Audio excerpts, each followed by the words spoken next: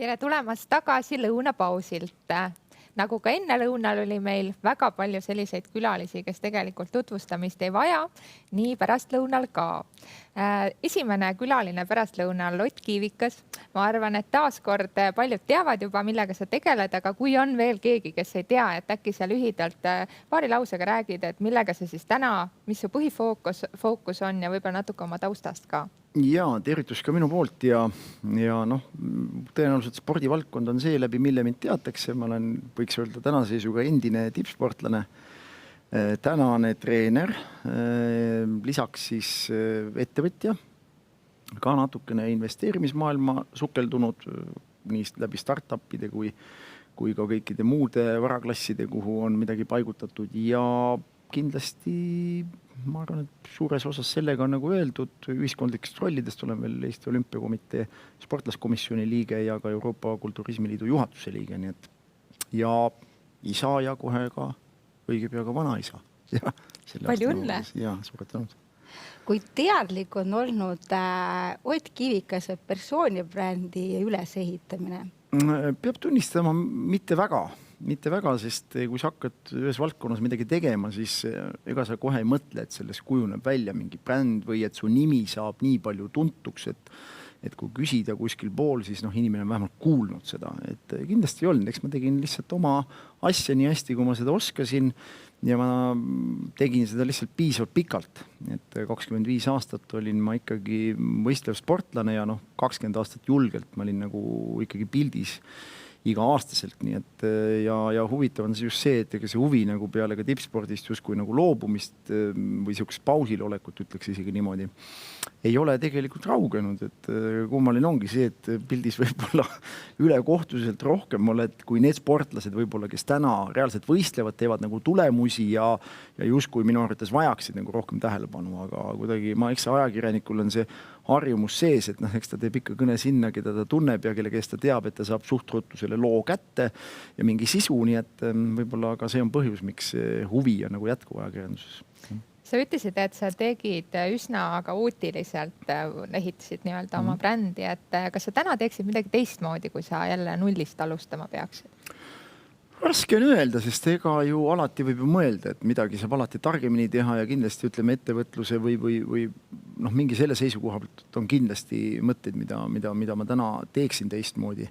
Aga laias laastus, et see tuntus tuleks või et see edukus, mida me selle edu all ükskõik mida me mõtleme, see pigem, ma arvan, see valitud tee oli küll väga õige, sest täna seal kahetseda nagu tagasi midagi küll ei ole. Pigem ma usun, et ma saavutasin ka spordis isegi rohkem, kui ma tegelikult oleksin julgenud unistada, kuigi unistasin ma päris suurelt juba siis, kui ma alles oma sportlasteid alustasin, nii et seda on täna huvitav, kui ma teen selliseid motivatsiooni ja eneseusu teemalisi koolitusi ja räägin eesmärkide püstitamises, siis ma näitan tihti oma sellist esimest treeningpäevikut, mis on 1993. aastal nii-öelda ellu kutsutud ja seal peal on väga selgelt minu eesmärgid ja kusjuures need eesmärgid olid tollal ka maksimaalselt kõrged, kuhu selles spordis üldse jõuda võis, mis võib-olla on natuke ebatavaline sellele, mis täna enamus noori julgeb üldse mõelda, ja aeg oli ka totaalselt teissugune, nii et mõtled tagantjärgi oli poisil nagu julgust unistada ja ette võtta, nii et tegelikult ma olen väga õnnelik, et kuidagi kuskilt seest see tahe ja motivatsioon kuhugi jõuda nagu tuli. Tihti inimesed unistavad, aga unistused jäävadki unistusteks. Sa mainisid seda, et oma motivatsioonikoolitustel räägid eesmärkide püstitamisest. Meil praegu väga kaua aega ei ole, aga kas on paari lausega meie kuulajatele mõnda head soovitust anda, et kuidas siis püstitada ja mis on võib-olla kõige olulisem jääda järjepidevaks ja saavutada oma eesmärke? Ja seal on väga lihtsad asjad. Esiteks on see, et kui inimene milleski unistab väga suurest, ärgu proovigu kohe mõelda, kuidas seda teha või kuidas ma sinna jõuan. eriti täiskasvanud inimeste puhul on ju paratamatu, tuleb praktiline mõtlemine ja kui inimesel ei ole õnnestunud elus teatud asja ellu viia, siis ta välistabki unistamise, kuna ta saab aru, et need asjad niikuinii tema elus ei juhtu. Et võib-olla minu õnn oli see, et ma unistasin siuke 15-16 aastasena, kui sa ei ole nagu elu veel näinud ega teinud ja sa oled oma mõtlemises nagu ka lapsed, tegelikult sa oled ju suhteliselt vaba, sa fantaseerid ja kutsud esile ja see kahtlegi, et need fantaasiad ei võiks täituda. Ehk siis esimene asi on, et ära proovi nagu kohe mõelda, kuidas seda teha. Ja teine asi on see, et ära jäta seda unistust kuskile lihtsalt pilve peale hõljuma, aga reaalselt mõtle see esimene tegevus välja. Mida ma teen? Millest ma alustan? Mina pole näiteks kulturismis kordagi võistelnud, kui ma kirjutasin oma eesmärgi Mr. Universum ja määratlesin ära, ma mõtlesin, et 10 aastat läheb ikka aega, mis peaks treenima, et ma andsin ka mingi ajalise määratluse sellele asjale. Ja esimene asi, ma sain aru, ma pean minema osalema võistlustel. Ja ma võistlesingi selle sama aasta Eesti meistrivõistlustel. Kui te küsite, kas edukalt, absoluutselt mitte. Ma sain eelviimase koha sellel võistlusel, aga mind see absoluutselt nagu ei morjendanud ja ma isegi teadvustanud, et see nüüd on mingi tagasilöök või et see välistab selle edu saavutamine. Ma sain lihtsalt aru, et pagan, kui ma tahan sinna jõuda, ma pean minema ise paremaks. Ma pean treenima rohkem, ma pean, eks ole, saavutama edu, ma pean eelkõige iseenda arengus tegema järgmise hüppe ja selle kaudu lähenema. Aga meil tekib tihti võrdlus kohe teistega, et kui ma kohe ei saavuta nüüd, ütleme, kas mingit oskust või asja lühiajaliselt, siis järelikult minul seda ei olegi, seda annet. Nii et need on kaks väga lihtsat asja. Pane see eesmärk ära, proovi kohe leida vastus, sest tegelikult aja jooksul tekkis ikka minu teekonnale siis need inimesed, kes mind suunasid. Need tulid nagu võluväel, me võime öelda, et juhus, aga päeva lõpus hakkad vaatama, ma ju väga tahtsin, et see inimene minu ellu tuleks ja nemad aitasid, ega mina ei teinud üksinda seda tööd. Ma sain lõpus päeva kõige paremad treenerid, kes võtta olid, suunasid mu teekonda, nii et ja see ei tulnud kohe. Aga sa pidid ise selle välja teenima, et ka nende huvi tekiks sind treenida, eks ole. Nii et sama kehtib, ma arvan, muus valdkonnas. Vahet ei ole, kas sa tahad saada lauljaks selleks ja kusjuures mitte kunagi mul ükski treener ei ole öelnud, et kuule Ott, sa oled andekas. Et see on ka võib-olla näide, et ärge oodake, et te olete koheselt andekad, et tihti mina olen ka näinud, et keskpäraste eeldustega väga pühendunud ja töökas inimene võib jõuda tunduvalt kaugemale kui justkui esmapilgul andekaks nimetatud inimene. Nii et. Kas enamasti inimesed siis loobuvad liiga kiiresti? Küllap vist, sest nagu ma ütlesin, et mingid etapid peab nagu läbima, et jõuda eriti maailma mastaabis mingisuguse resultaadini. Et inimene tihti ei jõua ära oodata. Aga minul oli see, et ma ei tea, kus ma võtsin, aga kui ma lugesin oma eeskujusid, tol hetkel oli Olev Annus, üks siuke Eesti legendaarsem kulturiste, kes oli minu nagu eeskuju tol hetkel, kui ma olin noorpoiss, siis ma vaatasin, et Olev sai oma esimesed medalid seal 35-aastaselt ja mina 15-aastasena sain ka aru, et mina ei saa seda sama saavutada 18-aastaselt.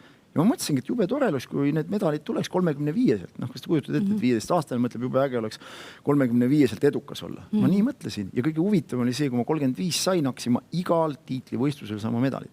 Saate aru? See oli ka täpselt see, mida ma ju 15-aastasena enda peas kuskile sügavale sisse kodeerisin, et see edu ei saagi varem tulla. Jah, teatud etapid edu tuli ka varem, aga reaalselt selline stabiilsus maailma tipus tuli 35. eluaastast. Sa tõid väga konkreetse eeskuju või sellise inspiratsiooni siia nimeliselt sisse, et kas on veel kedagi, ma ei tea, maailmas või Eestis sinu valdkonnast, et kes sind inspireerib? Oi, eks ikka on olnud ju omal ajal, kindlasti nende etappidel on olnud need erinevad, aga samal ajal Arnold Schwarzenegger loomulikult, kes ju mõjutas, ma arvan, enamus kulturistide eluteed on mõjutanud ja samamoodi ma unistasin ka, mõtlesin, et jube äge oleks selle mehega ka kohtuda, eks ole, kunagi. Kõige huvitavalt läks 25 aastat, kui me kohtusime, eks ole. Nii et siin on ka nagu sellised samasugused asjad, et asjad ikka, mida ma väga olen nagu tahtnud, on siis varem või hiljem. Tihti see lihtsalt on jõudnud nii palju hiljem, et ma võib-olla oleks soovinud seda varem, aga need asjad on juhtunud kõik. Nii et on olnud tõesti ja pigem täna ma julge öelda, et mul oleks täna mingi väga selge mentor või selline inimene, kellel ma alt üles vaatan, aga ma pigem hindan täna inimesi selliste isikuomaduste järgi, et mulle meeldib väga selline täpsus, korrektsus tegemistes. Mulle meeldib selline lugupidav suhtumine, kui ma kuskil tulen. Ma tahan, et ise kohtlen inimesi lugupidavalt, tahan, et vastu koheldakse. Mingid sellised asjad ja kui see inimese persoon nagu vastab sellele, siis ta ongi minu jaoks ka selles mõttes nagu hea eeskuju, et ta jälgib neid samu võib-olla põhimõtteid arusaama, mis minu enda sees on. Kui sa mõtled nüüd oma uue eluetapi peale, sa oled ettevõtja, sa oled koolitaja, sa oled investor. Ka see, et sa oled tippsportlane, annab sulle teatud eelisi teiste ees? Ega ta eelist tõenäoliselt ei anna, sest annab ta võib-olla eelise teatud tähelepanu saamiseks, et täna ei ole vahet, mida sa tegema hakkad, sa oled kindlasti kiiremini pildis kui samal hetkel hakanud investor. Täna esiteks, mina hakkasin investeerimisega paar aastat tagasi pihta. Mul on ainult nimeline eelis kellegi ees. Mu absoluutselt isegi tulemused selles vallas ei pruugi absoluutselt paremad olla kui teil, kui te olete näiteks sama teekonda alustanud samal ajal. Ainus asi, et kuidagi tähelepanu ei ole vahet siis, mida ma teen, saan ma tõenäoliselt kiiremini selles valdkonnas. Nii et see on ainus eelis, mida see varem spordiga saavutatu on andnud. Aga kui te küsite, et mis on seal nagu võib-olla eelist on see, et ma saan aga aru, et ka investeerimises nagu eesmärkide saavutamine ei ole lühiajaline protsess. Et seal on täpselt samasugune, see on nagu trennis käimine. Sa pead sellega tegelema, ütleme siis iga nädalaselt, iga kuiselt ja aastast aastase kaupa ja loomulikult seal suutma ka enda jaoks siis mingid eesmärgid või verstapostid sättida, et mida sa siis kuu lõikes jõuad ära teha, mida sa selle aasta sees plaanid teha. Nii nagu ka spordis oli aasta planeerimine, kus sa võistled ja kellega sa võistled ja millisel võistlusel, et natuke sama nagu, nii et ma arvan, et neid omadusi saab nagu hästi üle kanda täna siis ükskõik millisesse muusse tegemisse, mida ma teen, et seal on nagu paralleele päris palju, mis ühtivad nagu. Sa alguses tegelikult korraks mainisid seda, et täna sa saad päris palju tähelepanu, et sul on tugev persoonibränd absoluutselt ja teinekord isegi rohkem tähelepanu kui võib-olla hetkel aktiivsed sportlased sinu valdkonnas. Et räägi sellest ka, et mida sa tegelikult soovitaksid näiteks neile, kes võib-olla nii palju tähelepanu ei saa, aga tahaksid ka pildis olla? Seal on, ma arvan, paar asja. Seal on teatud juhul alati tulevad mängu isikuomadused. Ehk tegelikult selline eneseväljenduse viis.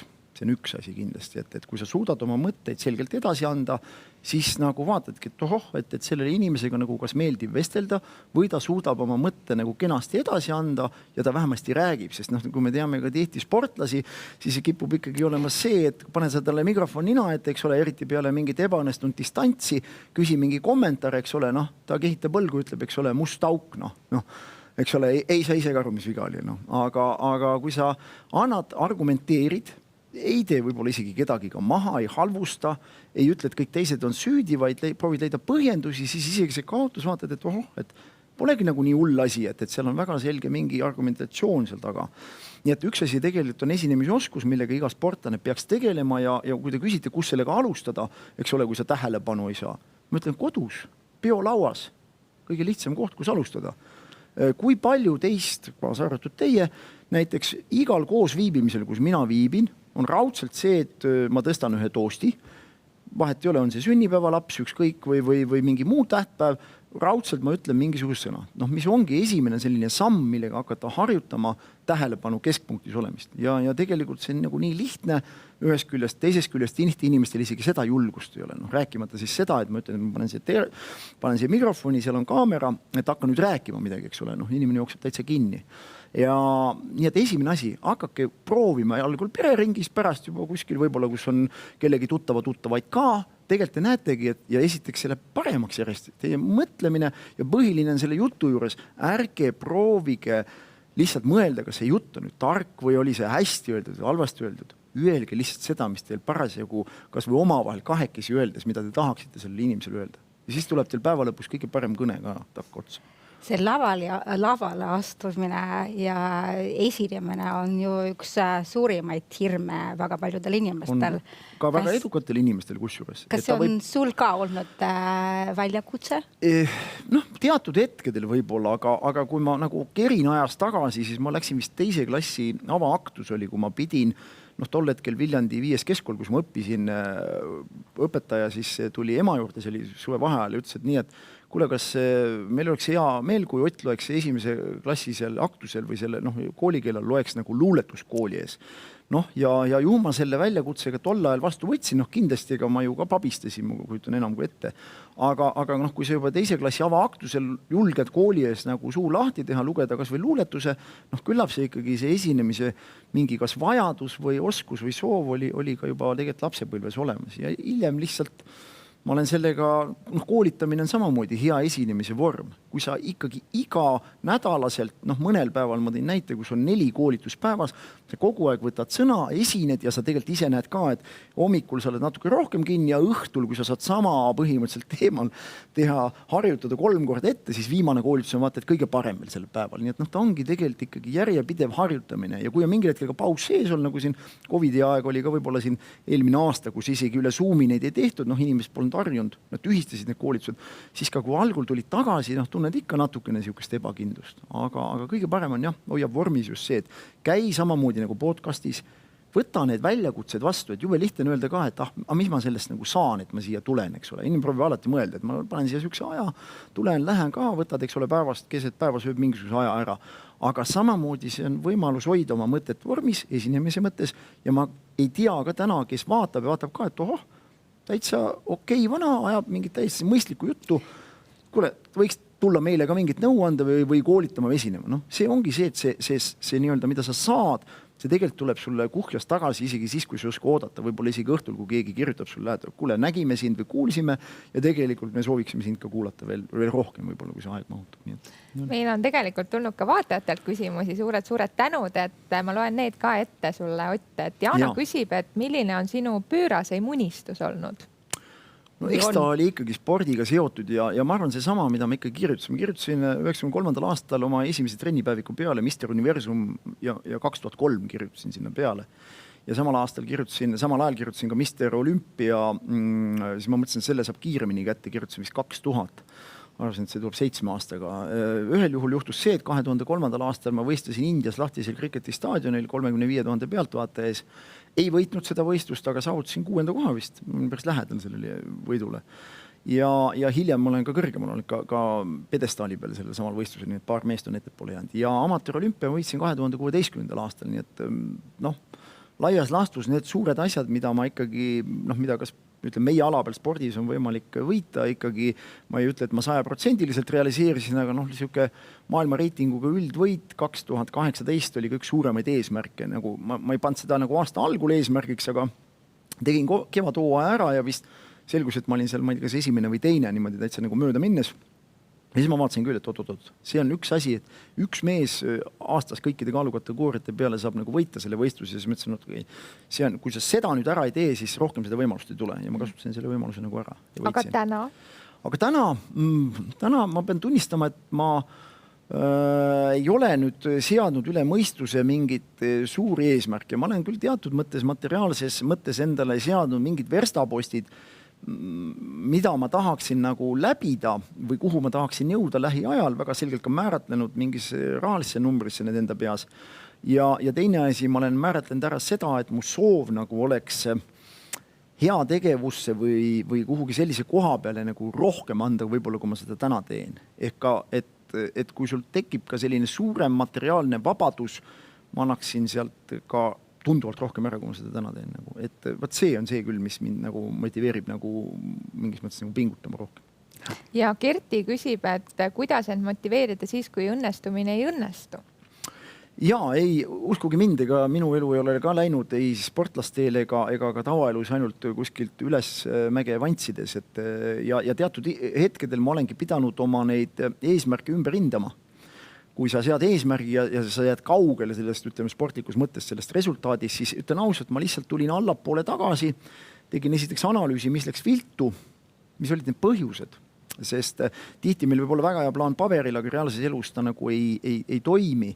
Ja sain aru, et ma pean põhiline, mida ei tohi karta teha, on karta viia sisse muutusi. Nii äris kui spordis on 2 asja, et kui tulemust ei ole ja sa kardad teha muudatusi ja jätkad sama tegevuse tegemist, sama metoodika või taktikaga, siis see on üks kõige suuremaid vigu, mida inimene saab teha. Et kui see ikkagi toimi, ainus asi, mis saab juhtuda, on see, et midagi läheb paremaks, kui sa muudad. Ja ma tegin teatud muutused ja ma võtsin ka latti allapoole. Et mul oli ikkagi 2005, kui ma juba esimese tiitlivõistluse medali sain, siis oli ka tunne, et siin ainult medalite sadu nüüd ongi, et seal ainult kohale mineku vaev, aga peab tunnistama, et järgmist medalit ma ootasin vist 7 aastat äkki. ja see ei olnud väga lõbus aeg, kui sa sealt pedestalilt kaod ära ja sa kaod isegi finaalidest ära sealt 6 parema seast, siis lihtsalt seadsingi uue eesmärgi saada uuesti tagasi 6 parema sekka, mitte lihtsalt, et ma lähen kohale ja unistasin kuldmedalist, absoluutselt mitte. Võtad väiksema, reaalsema eesmärgi, said selle täis, võtsid uuesti jälle medali eesmärgiks ja päeva lõpuks selgus, et võitsid ka võistlused, nii et ikkagi tagasilöögid on paratamatu ükskõik mis valdkonnas ja neist tuleb lihtsalt õppida, ega seal muud tarkust nagu ei olegi. Kui palju sa oled teadlikult tegelenud ka oma mõtetega ja mõtteviisi, kui suur on mõtteviisi roll sinu edus? Absoluutselt suur ja tegelikult ma olen aru saanud, kui suur on mõtte osa nii-öelda kogu saavutuses. Et kui sa ei suuda suurelt mõelda, kui sa ei suuda ise uskuda, et sa oled suuteline selleks, siis tekibki küsimus, kuidas sa kavatsed seda nagu ellu viia. Ja võib-olla ega ma ei julge öelda, et see teadmine tuli kuskil siin 25. või 30. eluaastast. See tuli ikkagi siis, kui ma oma 40. juubeliks valmistasin ette eluloo raamatut Visa hing, selline raamat on ilmunud. Ja siis, kui sa hakkad nagu mõtlema, selle käigus mind pandi mõtlema, et keri nüüd film tagasi ja hakkame ots pihta, et mõtle nüüd, mis sa tegid, miks sa saavutasid, kuidas sa jõudsid üldse, et sa täna siin oled. Ja tavaliselt me jooksemegi ringi, ega ikka käib ju peast läbi, kui sa näed mõnda, ma ei tea, koolivenda või kedagi korra mõtled kooli peale, aga sa ei mõtle nagu nende seoste vahele, et mis ma siis mõtlesin see vanus ja tegelikult see alge oli nagu tegelikult siin. Vaat see pani mõtlema, kui 40. eluaastal ma sain umbes aru sellest asjast, et kuuled, et siin nagu see, miks ma täna siin olen, selle alge oli siin 15-16, mis ma istusin. Siin ma mõtlesin nii, teatud mälus säilivad mingid mälupildid, mingid kirjutised isegi, mis on üles kirjutatud. Mälu kipub meid ka petma tihti, ajuga petab meid tihti. Aga kui sul on kirjutatud asju ülesse, ka treeningpäevikutes mingid unistusi, siis sa hakkasid neid kokku viima, et oota, ma ju mõtlesin ja tahtsin seda saada ja vaata, siis ma tegin neid asju, eks ole. Ja siis õpid nende seoste arusaamiseks ja kui sa saad aru, et neid seoseid on rohkem kui 1, neid on rohkem kui 5, neid on rohkem kui 10, siis sa saad aru, et see ei ole ju juhus, et need asjad juhtusid. Siis on väga selge unistus, tegemine ja saavutamine. Selline vahel tekib selge võrdlusmärk. Siis jah, kuskil nii, et see ei ole see teadmine, minu pähe ei ole ka tulnud. See ei olnud kaugeltki 20. või 25. eluaastal ei olnud seda teadmist peas. Siis oli ikkagi nii, et täna läks hästi ja järelikult vedas, eks ole. Aga homme läks kehvasti, siis oli lihtsalt ebaõnn, eks ole. Mis iganes see põhjus oli. Nii et. Lihtne on olla enesekindel, kui sa oled palju saavutanud, aga kust leida sellist enesekindlust, kui võib-olla mõtledki suurelt, aga ei ole mingit edu veel ette näidata, et kust hakkad otsima seda? Jah, ega sellega ei ole lihtne tõesti, et ega kui sul ei ole ju tänaseni läinud hästi ja siis trampida vastu rindu ja lüüa jalaga uks lahti öelda, siin ma olen, eks ole, et võtke neid vastu.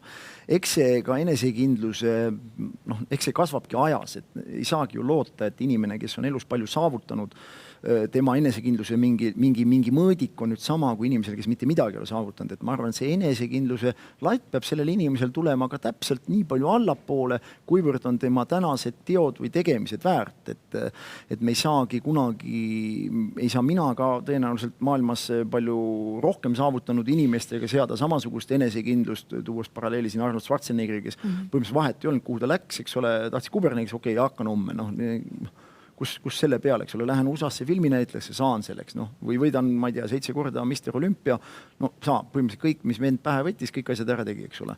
Et selge, et selle enesekindlusel on ka vahe sees, et iga üks peaks seda ikkagi oma perspektiivist hindama ja tundma mingis ajas või kontekstis seda enesekindluse nagu taset, et mida ma täna saan lubada ja milline see täna minu enesekindlus on. Et ei saa öelda, et see enesekindlus sellisel juhul peaks kohe väike olema. Ta on lihtsalt vastav sellele levelile, kus me tänasel hetkel oleme. Nii aga kindlasti see enesekindlus peaks selle inimese sees olema, sest nagu ma ütlesingi, et ebakindlus ei ole ka eduvõti, nagu see on üks, mis selge. Ma tean, et seda on väga lihtne aru saada, aga seda on väga raske ellu viia, sest teatud kahtlus ei ole vahet, kui edukas inimene on. Uskuge mind, iga päev minus on ka mingi kahtlus.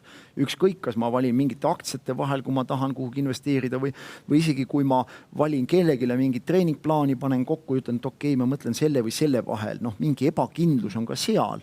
sest variante mitu nagu, eks ole, et noh, aga lõpuks ma teen selle otsuse ja aeg näitab siis, on see siis õige või vale või mis iganes, eks ole, et meil ei ole nagu ette vaja mõelda, et äkki see on vale või äkki mul ei õnnestu või noh, elu näitab, aeg näitab.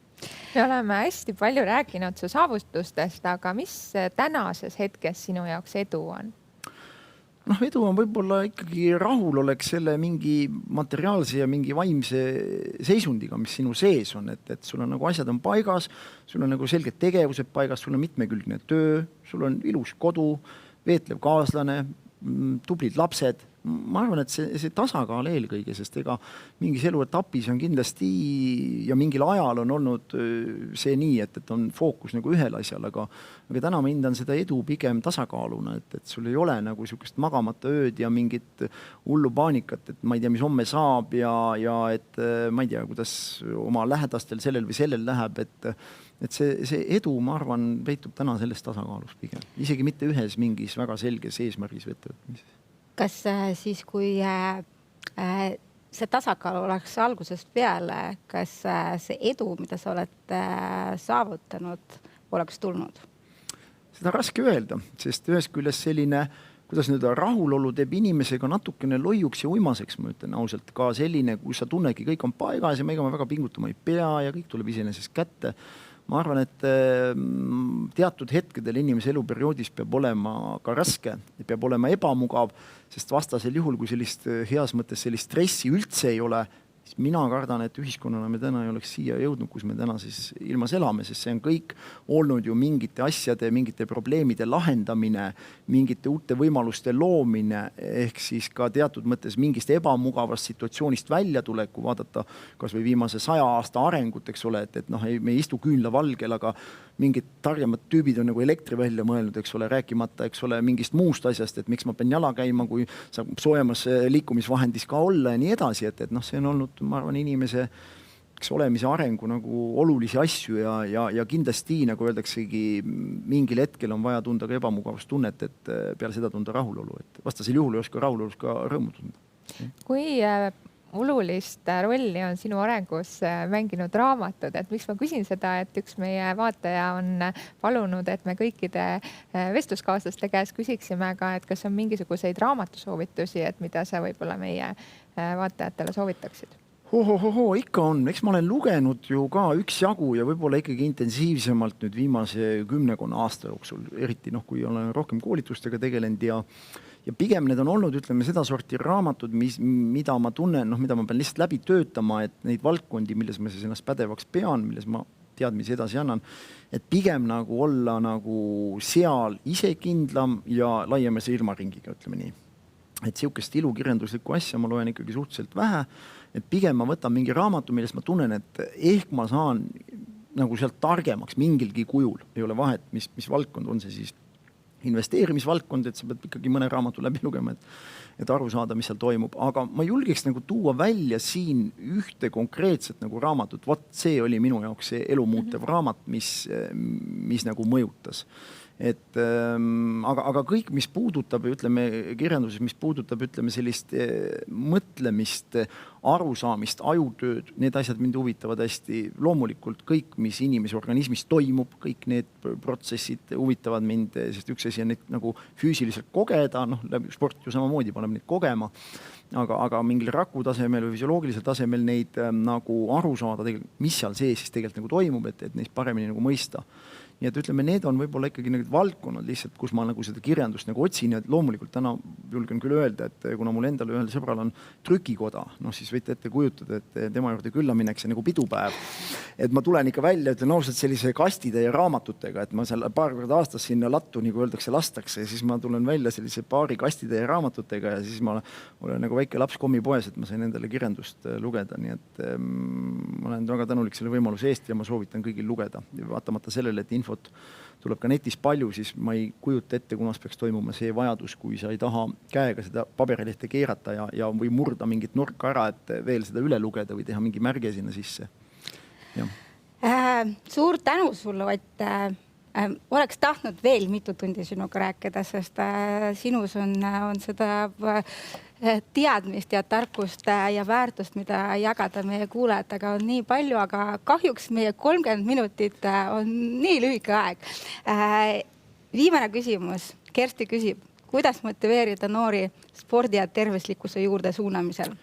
See ei ole üldsegi lihtne ülesanne, sest käies ju ise mööda koole, esinedes, olles ise spordinädala patroon olnud üle-euroopalisel mitu aastat, samamoodi justkui läbi eeskuju, siis see teavitustöö nagu tugev, pigem küsimus on ka see, et ega seal ühest vastust nagu ei ole. Kaasa arvatud oli see, et me täna loome, ütleme sellist liikumist aktiviseerivat äppi FitSphere, mis nagu võiks läbi mängulisuse panna need noored nagu liikuma, et kui sa saad ikkagi nende sammudes punktides saad võita auhindu, siis samamoodi proovid leida nagu selle, ütleme, nutimaailma ja reaalse maailma vahel mingit sidet, et mis tooks sisse. Nii et ega seal pean küll Kerstile ütlema, et ega seda ei ole lihtne teha. Ja kusjuures ega kõigil ei pruugi olla seda vajadust tegelikkuses nagu selle hullu füüsilise koormuse järel. Nii et mul ei olegi väga head vastust kusjuures siia, et mis see vits siis nagu on. Sest ka Tervisekassa, mis peaks tegema terviseennetusega, kui tema seda teaks, kuidas seda teha, öelge mulle. Ma hea meelega ka kuulaks seda vastust nagu. Aga kindlasti isiklik eeskuju igas peres on, ma arvan, üks piisav ja kõige suurem asi, mis mulle võib-olla pähe tuleb, et ega minu lapsed ei tegeleks ka spordiga, kui võib-olla ma oleks ise istunud diivanil, joonud iga õhtu õlut ja söönud sipsi, siis ma ei ole kindel, et nad kuskil trennis täna üldse käiksidki. Nii et isiklik eeskuju. Me jõudsime päris hea vastuseni. Väga hea vastus. Arutelu käigus. Ja sellega ma arvan, et on hea lõpetada meie vestlus, et suured tänud ja meie poolt sulle ka väike kingitus. Oli väga kena. Meie raamat, nii et suurepärane. Aitäh, et tulid meiega vestlema ja aitäh nende igasuguste väärtuslike nõuannete eest. Ja suured tänud kutsumast ja edu teile ja küllap kohtume veel.